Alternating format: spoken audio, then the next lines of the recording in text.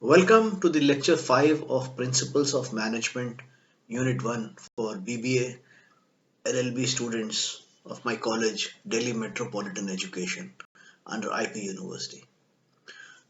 In the last lecture, which was lecture 4, we had enumerated what were the various roles which were needed to be played by managers at different points in time.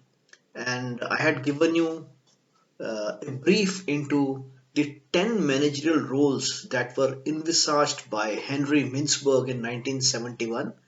Henry Mintzberg, the Canadian professor, and he had done a study of around 5 to 6 large institutions over a period of time, and he broadly classified managerial roles into interpersonal roles, informational roles, and decision roles. Decisional roles. Once again, interpersonal roles, informational roles, and decisional roles. And interpersonal roles, he had said figurehead, leader, and liaison. Informational roles, monitor, disseminator, and spokesman. Decisional roles were four: entrepreneurial role, role of a disturbance handler, role of a resource allocator, and role of a negotiator. In today's lecture, we will try to find out what are the skill sets required for a manager to carry out these roles. Because if there are roles, then there have to be correspondingly matching skills. I am basing my lecture on the book Principles of Management by great Professor Praveen Durai, and I have bought a Kindle edition of the Pearson publication. Professor Durai says that managers are responsible for performing a series of managerial activities. Okay, so these are the activities they perform, and we discussed that in lecture number 3: planning, organizing, directing, controlling, leading in between, and staffing. So each of these functions, it involves decision making by managers, right? So whether you're planning, you're organizing, or you're staffing, or directing, controlling, it involves decision making. So understandably, to arrive at a decision, the managers must possess some managerial skills, without which they cannot perform the job successfully. So Professor Durai in his book, he has broadly classified broadly classified these skills into 6 parts. And you have to remember, these are skills. These are not personality traits. First is technical skill, second is conceptual skill, third is human skills, fourth is political skills, and I will explain to you what is meant by politics.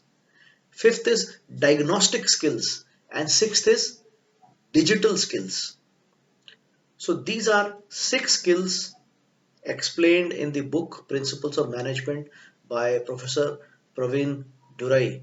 We will look into these skills in some detail in today's lecture.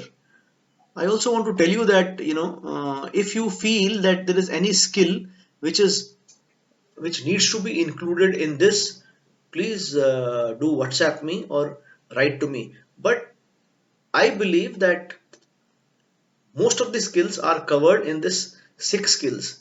Some people can say that political skill can be included in human skills, and some people may argue that diagnostic skills, diagnostic skills can be clubbed with conceptual skills. But we will not get into the semantics. We will go by what Professor Durai has said, and we can devise our own set of skill sets which reflects all the managerial skills which are needed for a manager. When I say these are skills, not personality traits, what do I mean? Personality traits are those characteristics of a person who is a manager or maybe a non-manager. So personality traits could be courageous. A person is courageous. A person is humble. Humility is a managerial trait. A person is cheerful. That is a personality trait. A person is ambitious. It's a personality trait. Here we are not bothered about personality traits, Rather, we are looking at skills. What is skill? Skill is the necessary knowledge and expertise required to perform a function. That is what skill is. Mind you, I'm not saying that you don't need to have positive personality traits to become a good manager. I'm not saying that. In fact, positive personality traits help in a person discharge his duties very well. But here we are talking of skills. Skills are largely acquired. Okay, so whether it is a technical skill or conceptual skills, these are acquired. Digital skills is one of the new dimensions which has been added in the recent years by professors and thinkers of management. So I find this list quite exhaustive. We will also try to discuss during the lecture what all are the why some of the skills have become more important over time. For example, digital skills, it was not something which was considered to be an absolute must, say, when I started my career 35 years ago. But digital skill is very important. If possible, we will also try to answer this question: what is management and what is administration?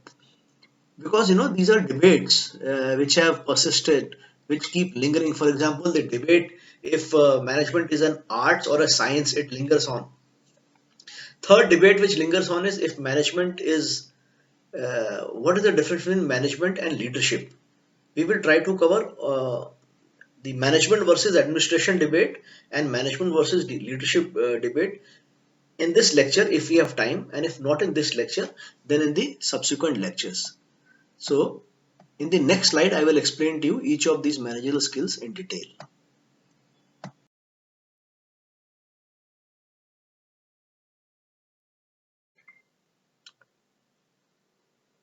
In this segment of the lecture, we will try to examine the meaning of technical skills.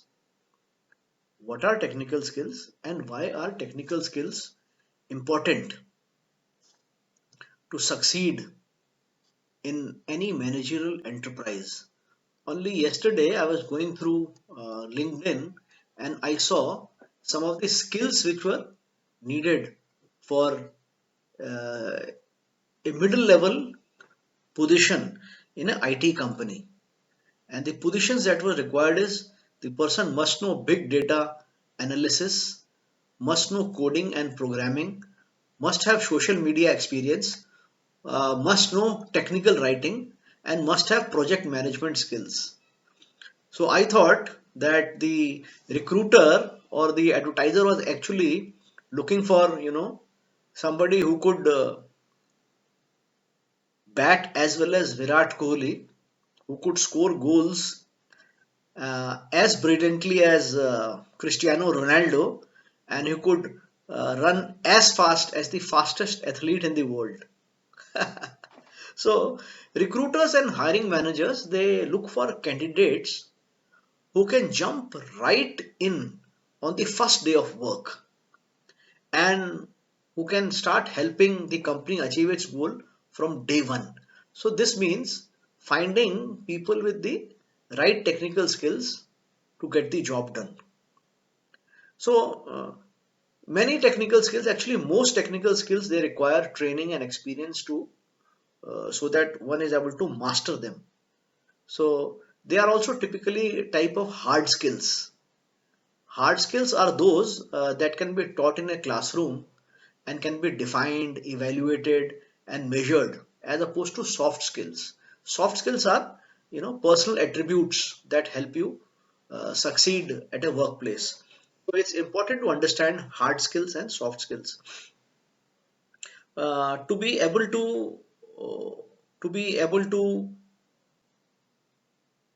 work very well on the data, arrange your data in an Excel format, put all the formulae in that present in that sheet, and to arrive and to be able to present them in a tabular form or in the form of a pie chart. This is the hard skill which you can learn in a classroom, right? And What is a soft skill? How to empathize, how to be pleasing in your disposition. These are soft skills, behavioral skills. So technical skills are many. As I gave you the example of the advertiser who wanted big data analytics, analysis, coding, programming, everything on day one. Similarly, if you let us take the company of a company that is a large manufacturing plant. So if they want somebody in the utility department, they will need somebody who's a mechanical engineer or an electrical engineer who has some exposure to, let us say, electricity equipment, let us say generator sets, and something like that. So these are technical skills which are required. Organizations expect managers to possess a set of technical skills which are necessary to perform their jobs. Technical skill does not refer to any high technological skills. Instead, it refers to one's knowledge of the job and expertise in job specific techniques and work procedure. What happens is, if you are managing, let us say, a set of programmers and you yourself have no knowledge of programming, you are very good at soft skills. You are very good at managing people.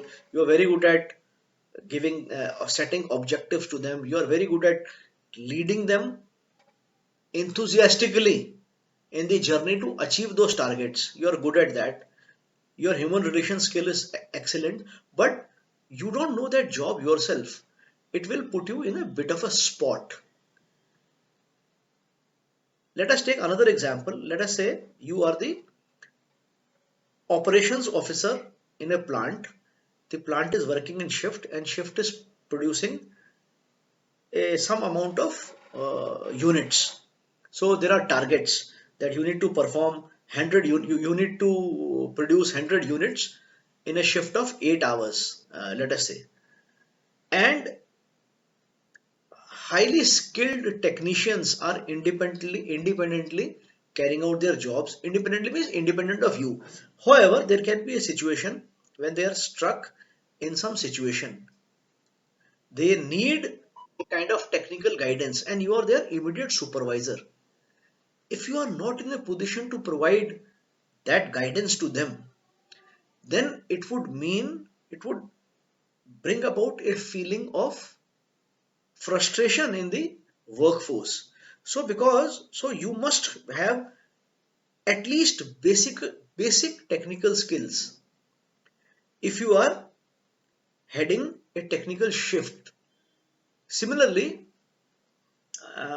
if you let us say if you are the if you are the coach of a cricket team and you have absolutely you have very little knowledge about bowling, batting, fielding, or anything, can you uh, afford to command respect from the cricket team?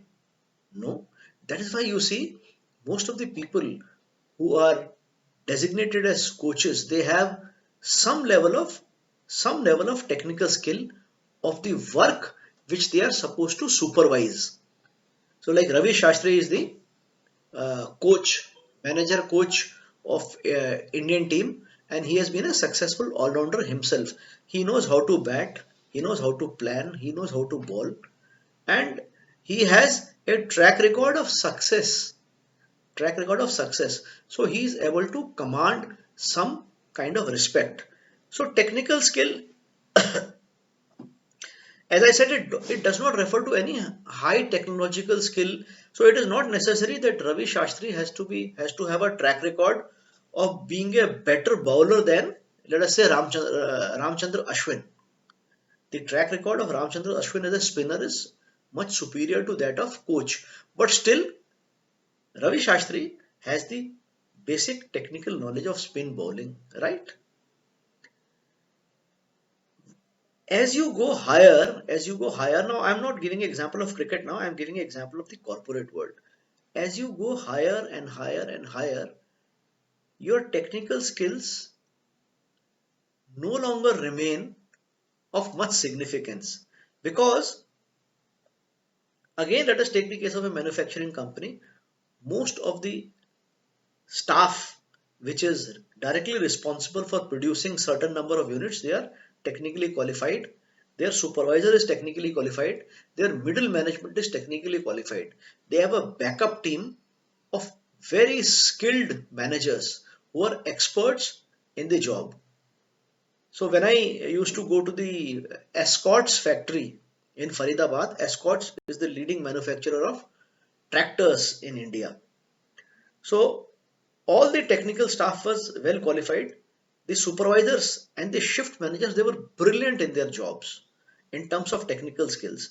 So similarly, if you go to Escorts service department, the guys working at the lowest level of the workers, they are technically qualified, but the chief technical services manager,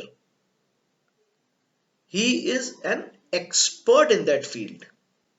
So the buck stops at him.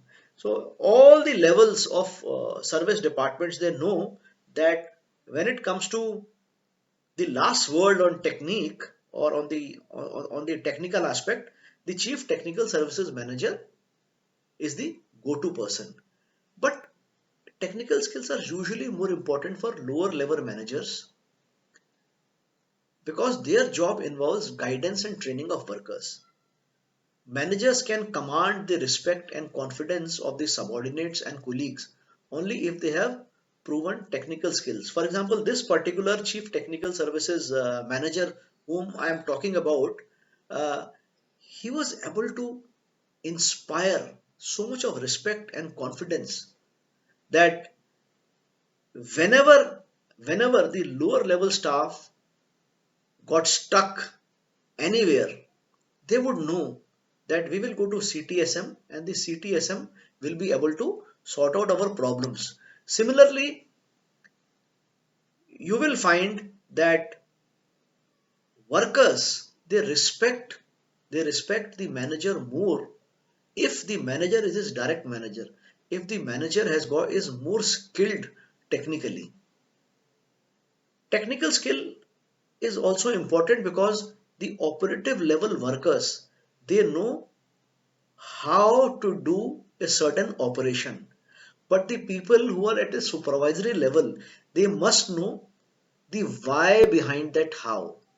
Why is this done? And they must be able to solve a problem because they should know what if this happens and what if this not happens. So they must have a alternative or more than one alternatives to a problem. So technical skill is good for imparting training. Technical skill is very good for problem solving. I hope you have understood the meaning of technical skill. Once again, I would like to highlight here that the head of Microsoft started as a technical engineer.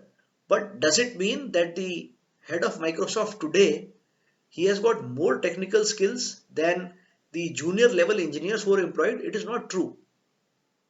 But then he has a technical background. He has gone through the process.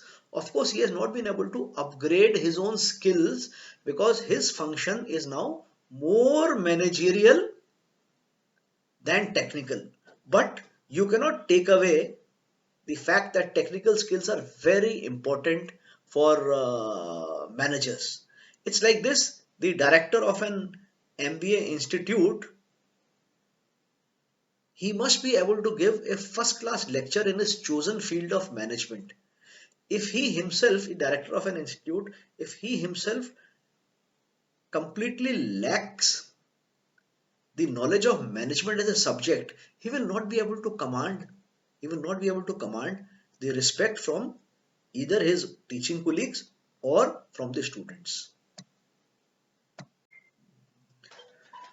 The second most important skill to survive and thrive as a manager is what is known as conceptual skills. Now, this is a bit uh, it's not as easy to explain as technical skill, because conceptual skill, if a man possesses conceptual skill, he will not miss the forest for a tree, as the adage goes, that you miss a forest for a tree.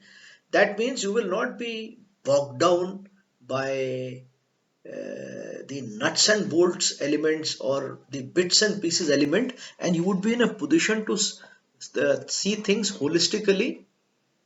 You would be able to see the bigger picture. You would be able to correlate various activities, and you will even be in a position to start from scratch, from the blank, from a blank slate. You know, it's like this. It is usually easy to visualize, uh, let us say, working of a computer, or working of a or functioning of a writing instrument. In contrast, there are non-figurative concepts and abstract concepts like quality of workforce, ethical value, integrity, honesty, satisfaction, organization morale. How to achieve all these things? These are conceptual things. So, with conceptual skills, managers can analyze and understand how various ideas are interrelated, and they are also able to develop creative ideas. Creativity, concept formulation, identification of problems. These are some of the essential skills which managers need to possess, especially in the field of decision making. Let me now give you an example. A manager who's working at first level manager or the junior level manager, he has he is faced with a breakdown of a machinery in the plant. Okay, so what he needs to do is, he needs to gather his best people around him. He needs to gather his best repair staff around him, and he used to motivate them to repair whatever has been broken down. If need be, he will refer to a manual if the manual is available, or he may seek the help of the supplier of that machine. If his own team is not able to repair it, he will quickly contact the supplier of the machine. So, this is a kind of a technical skill and organizing managerial skill. Conceptual skill is when you have designed the plant, you have already put in place a plan of preventive maintenance. You have already a plan of preventive maintenance wherein you take the plant takes a weekly off or whatever, fortnightly off, depending upon the nature of the activities and the plant, and there is a preventive maintenance schedule in place. Apart from that, apart from that, if the breakdown takes place, the management is aware that what are the steps to be taken in case of a breakdown management. So, conceptual skills enable top managers to view the issues that affect the organization in proper perspective and develop interrelated set of decisions. For example, uh, if you have to develop new quality standards which will be applicable throughout the organizations, in whichever location the organization has offices or joint ventures or partnerships, you need to have huge amount of conceptual skill. If two companies are going to merge, it requires huge amount of conceptual thinking. What should be the basis of the merger? What will be the goal, eventual goal of a merged organization? How will you create merger teams? Who will be the leader of this merger exercise? How will the decision to merge be communicated to various stakeholders? How will the merger be communicated to the general public? 1999 2000, when Exxon and Mobil merged worldwide, I was working for Esso Petroleum. Esso Petroleum, the Exxon outside US used to be known as Esso. So when the merger news came, it is not that we came to know of the merger of these two organizations through newspapers. Employees were sensitized beforehand, so that we didn't, it was not a bolt from the blue to us. And we were told that till the merger actually takes place, it will be business as usual. What is business as usual? That means we in SO will continue to treat Mobil in India as a competitor. We will behave with them, we will compete with them for the customers just as the way we compete with, let us say, Castrol or Bharat Petroleum or ELF or Total companies. It will be business as usual. Who who must have been the person who devised this communication plan must have had high conceptual skills, because till the time the companies are merged, the employees don't feel a lack of balance, they don't feel any lack of clarity. So look at the beautiful way it was put up. It will be business as usual. While making such decisions, conceptual skills enable managers to foresee the likely impact of their decisions on different aspects of the organization. So, how do you develop conceptual skills? Conceptual skills are developed through systematic acquisition of knowledge. So, once a manager, like junior manager, I was a junior manager in Esso Petroleum when the merger of Exxon and Mobil took place. So I also developed my own conceptual skills in the process. So anything which you have to do organization wide requires conceptual skills. Another thing one has to remember is that analysis, it's a very important conceptual skill.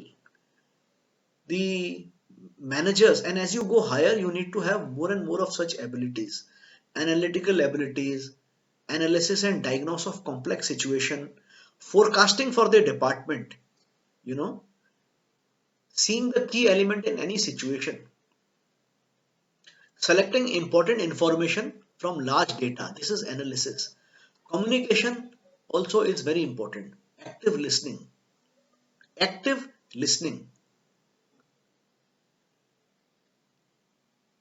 and good presentation skills, verbal communication. Creative thinking is a part of conceptual ability, conceptual skill. Creative thinking, abstract thinking, examining complex problem, breaking complex problem into small problems and then finding their solutions. Leadership is an important part of conceptual thinking. Problem solving, you should be able to solve the problems. So also people who are engaged in conceptual thinking, they have a strong sense of prioritization. They are able to prioritize what is urgent, critical, what is important, and what is less important. And then they give more importance to what is of immediate importance, critical importance. Without conceptual thinking, no corporation, no organization can grow big. It is a well known fact that whether you are talking of a cricket team or a political party or any business enterprising, the top leaders have high degree of conceptual skills. Let's take the case of Liverpool, who won the English Premiership League last year. Liverpool used to be a big footballing club during the 90s and the early 2000s, and suddenly for some years Liverpool went into disarray. So the leadership at Liverpool hired a coach who was very strong in conceptual thinking, and he built a team. I remember in his first year, he did not say we want to win the EPL. He says we want to better. We want to be in the top five, top four. So they have the big picture ahead of them. They have the perspective plan. This is what is meant by conceptual skills. Let us now discuss human skills. What are human skills and why human skills are considered very important for managerial success? Human skills actually are the skills which we use in order to relate with one another. So, one human being to another human being. So, a person with strong human skills can engage with the audience or potential customer or current customer, or with his fellow colleagues, or with his superiors, or with his team members. Human skill helps us connect with people, and a person who has got good human skills is able to connect with people at a personal level, at a group level, and in an organizational perspective, in a social perspective. Normally you will see people with the good human skill, they project a welcoming warmth that most people want to be a part of their association. This is beneficial on a personal level and on a professional level. Examples of human skills are, easy flowing communication without much verbosity, communication which looks honest, earnest, which joins and which does not create fissures. Understanding body language, the body language which inspires people, the body language that radiates positivity, the body language that does not threaten people. Of course, sometimes managers need to use body language which is less friendly. There can be situations, but most of the time you need to exhibit a body language. And when I say body language, I don't mean a made up body language. Another aspect of human skill is empathy. Empathy is one of the most celebrated skills. To be to be empathic means you are able to understand the opinions and the biases of others, and you are also able to understand what is the why are they taking a position which they are taking. So if to have empathy means to put yourself in the shoes of the other person. This is empathy. So when you know why, from where that person is coming from, you are able to appreciate him much more. And not only that, you are able to provide a solution, or you are able to interact with him by keeping his perspective in your mind. Self awareness is another human skill where you are aware of your own limitations, your own assets, your own attributes. Self awareness. Growth mindset is very important human skill. Growth mindset. Because if you don't have a growth mindset, then you will stagnate. So you must be open to challenges, and you must be able to make, as I said, self awareness. You must be able to realistically assess your chances and make a strategy in any situation. Can you improve human skills? Yes, you can improve human skills. When you receive feedback positively, you increase your human skill. When you accept constructive criticism, you improve human skill. When you practice things, when you practice, for example, to control your temper by doing some pranayam or something, you are improving your human skill. You can improve your thought process by taking a class, by by taking up an assignment in a class wherein your human skill is tested, and somebody is able to assess your human skill and somebody is able to tell you the areas where you need to improve. Human skills essentially they enable managers to work well with their subordinates, peers, supervisors, in fact others, customers, external stakeholders, and they are crucial for managers. Why are they crucial? Because managers' job is primarily to get things done through others. You cannot do everything yourself. These skills they help managers in securing cooperation of the group members. And this cooperation is often willing cooperation, not forced, voluntary. They also facilitate manager to effectively communicate with their subordinates.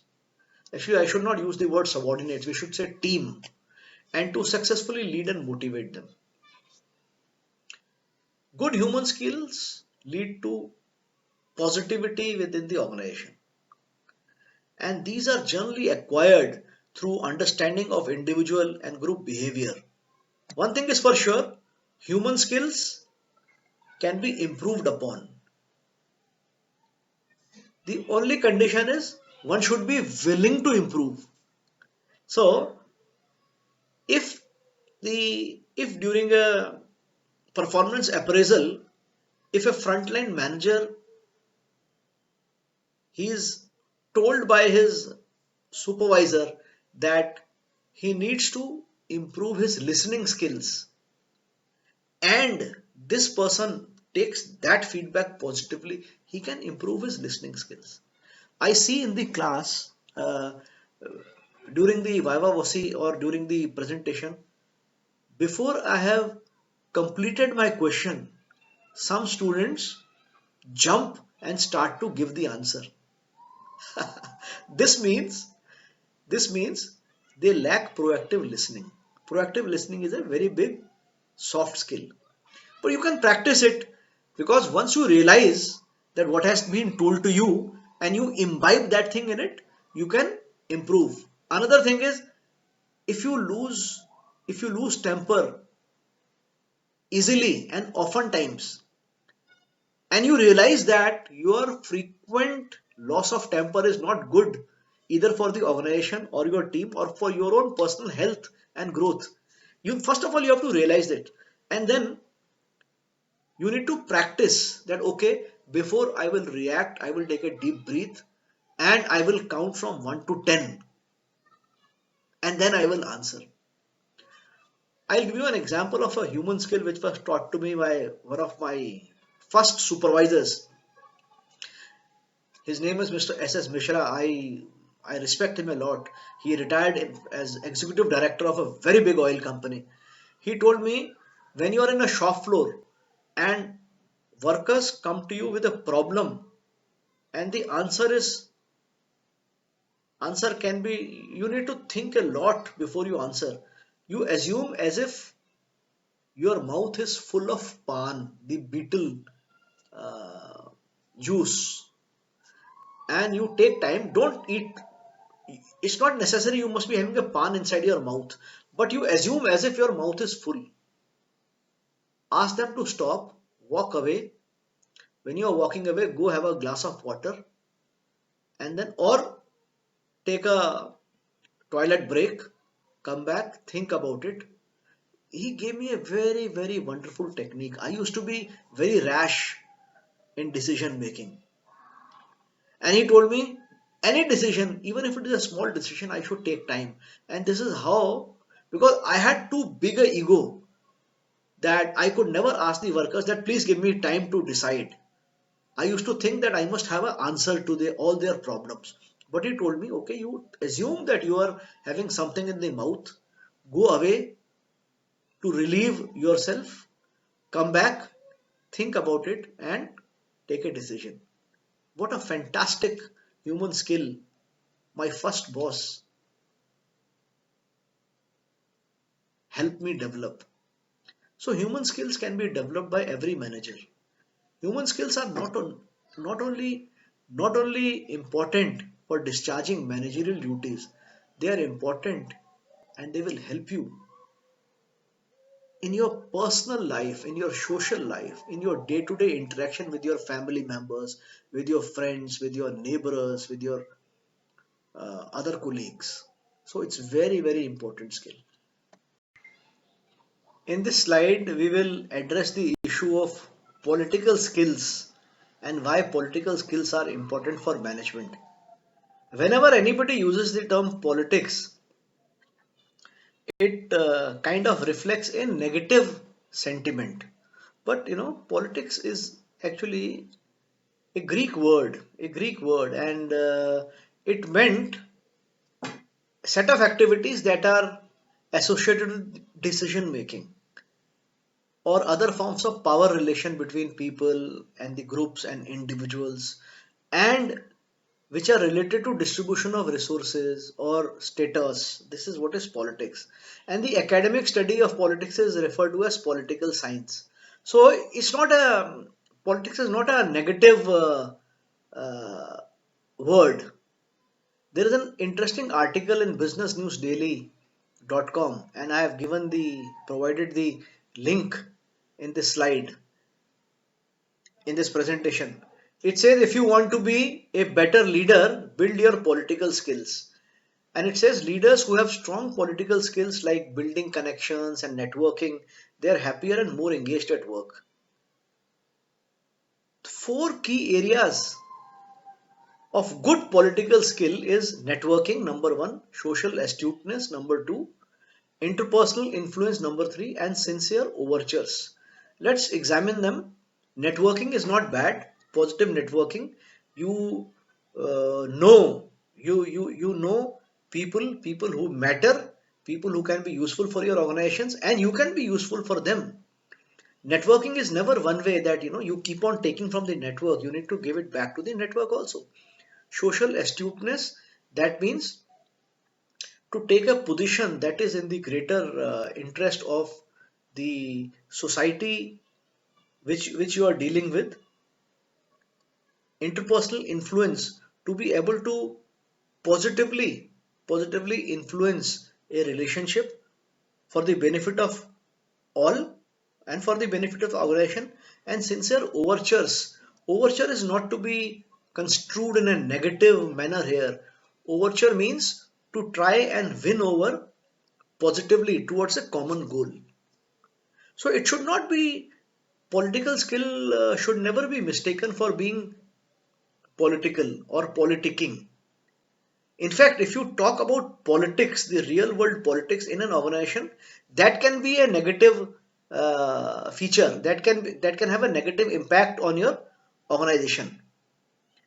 So good political skills, which means networking, social astuteness, interpersonal influence, and sincere overtures, it is good if a manager has it.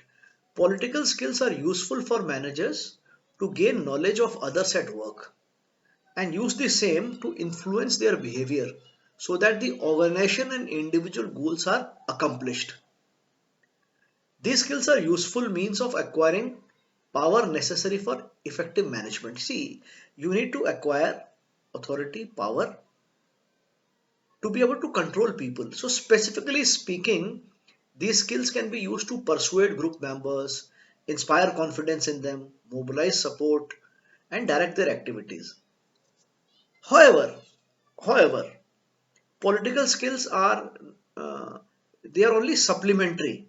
They are not replacement of human skills, or they are not replacement of other skills. And certainly too much emphasis on these political skills by managers can also harm organization in eventual in the long run. So you have to use politics in a positive manner to be able to achieve the organization goals. Some people will say, sir, should not political skill be a part of human skills? Why they are kept separately is because of the very fact that political skills uh, are not everyone's cup of tea. Everyone cannot be a networker. Everyone cannot be socially astute. Okay, so every manager who also wants to rise in the hierarchy needs to have some element of political skill in himself. Politics is associated with decision making between individuals, power relations between them. And we don't mean to say politicking in the organization, but a degree of politics in the organization. And political skill with the managers can help their careers and the organization.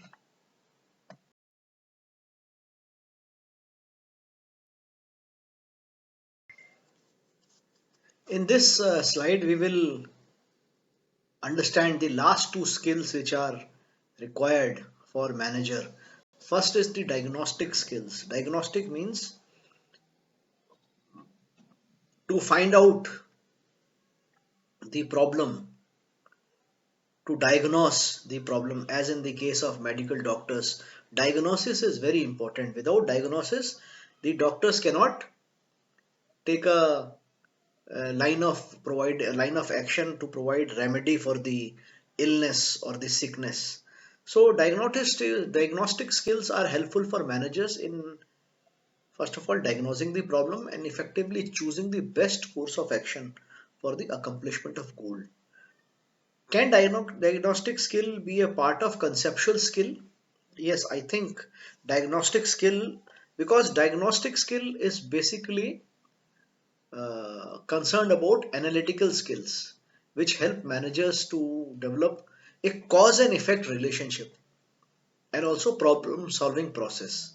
So one can say not paying timely wages is a cause, and the effect can be low morale among the employees or quick turnover. People can leave organization if the salaries are not paid on time. These are diagnostic skills.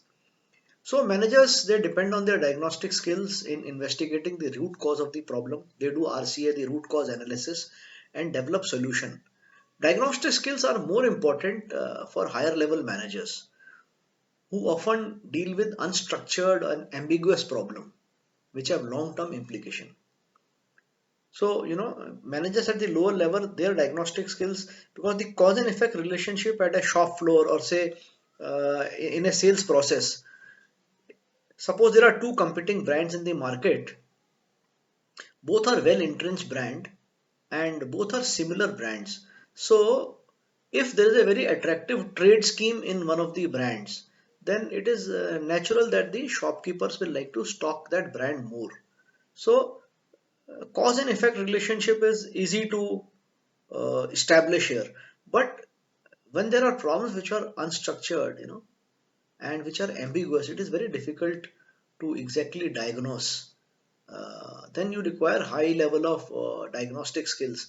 For example, why is a company losing market share without any palpable reason, without any reason which is visible? So it will require high level of diagnostic skills, which is required. Digital skill, digital skill, digital skill are essential for managers to make well-informed decisions in the modern electronic world. And Paul Glister has defined digital skill or digital literacy as the ability to understand and use information in multiple formats from a wide range of sources. So digital skills, it includes an operational knowledge of computers and other telecommunication gadgets, and it enables a manager to perform wide and varied variety in a faster and efficient manner. These skills are required, whether you are in sales, you are in budgeting, resource planning, customer relationship management, supply chain management, enterprise resource planning, financial planning, reporting. You require digital skills. Anybody who does not have basic degree of digital skills is considered a misfit in the organization today. More so, see, today in the world of pandemic, you see, today, digital skills are the only skills of communication. And having not having digital skill, that means the manager is outdated. So diagnostic skills and digital skills are two essential skills. Digital skill is a compulsory skill to enter into any kind of a managerial or a supervisory role. Even to become an accountant, one needs to have the skill, digital skill. One needs to know how to work on Tele or some other software. So I hope in this lecture I have been able to explain to you very well what are the skills which are required for managerial success. In the next lecture, we will discuss about management versus administration, because we don't have sufficient time to discuss today. Thank you very much.